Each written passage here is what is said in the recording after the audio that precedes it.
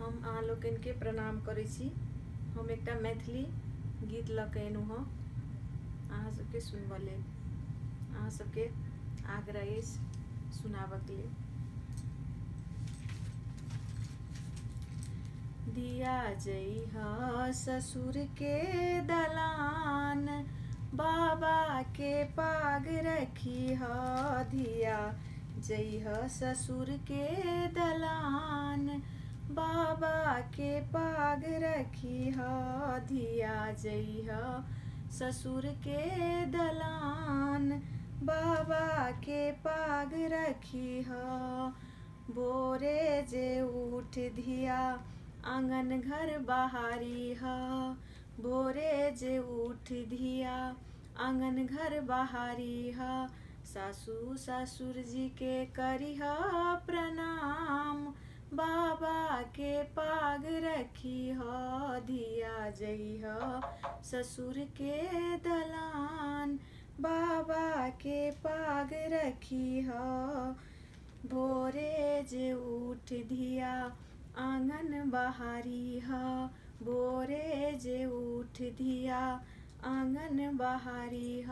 सासू जी के करिह प्रणाम, बाबा के पाग रखिह।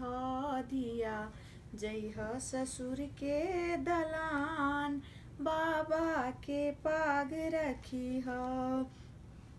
कोनो जे साग किछु खाना बनबिह।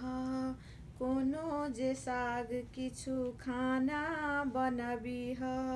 सबके खुआए धिया अपने जे खइह। सबके खुआए धिया अपने जे खइह। रखिह में मन मुस्कान, बाबा के पाग रखिह। दिया जइहा ससुर के दलान, बाबा के पाग रखिह। दिया जइहा ससुर के दलान, बाबा के पाग रखिह। सासू ननदी संग हिलमिल रहिह। सासू ननदी संग हिलमिल रहिह। झगड़ा बेसाहि जुनी झगड़ा न करिह। झगड़ा बेसाहि जुनी झगड़ा न करिह।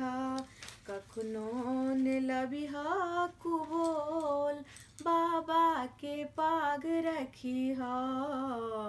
कखनो न लबिह कुबोल, बाबा के पाग रखिह। दिया जइहा ससुर के दलान, बाबा के पाग रखिह।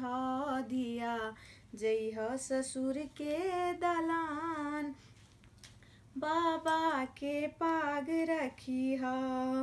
बूढ़ सूढ़ सबके बैसक दीहक।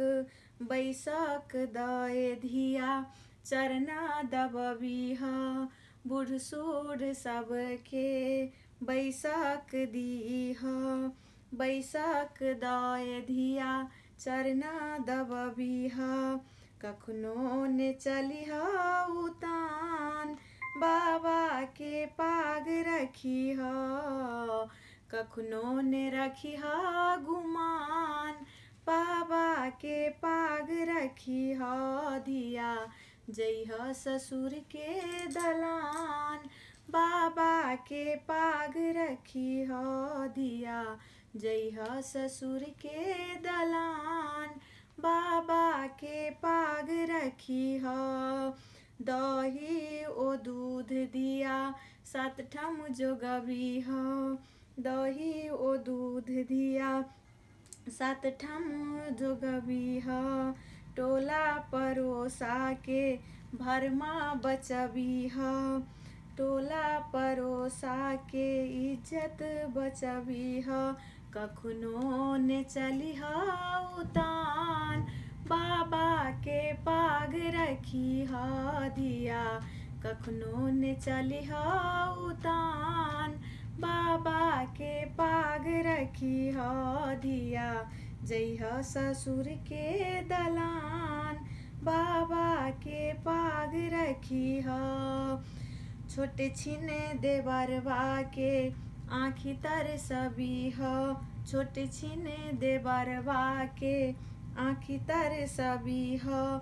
माए सिनेह जानी छाती लगबी ह। माए सिनेह जानी छाती लगबी ह। बन जई ह सीता समान बाबा के पाग रखी ह। बन जई ह सीता समान बाबा के पाग रखी ह।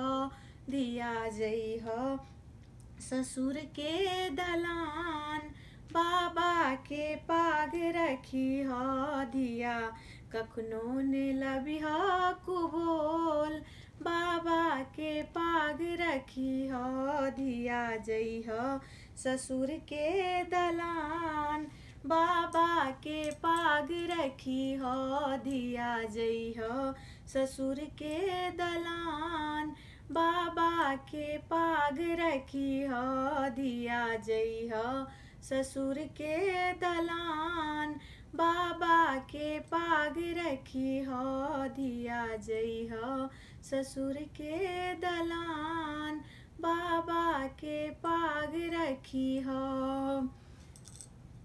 धन्यवाद। केहन लागल से सब्सक्राइब करब, लाइक करब, शेयर करब। Thank you.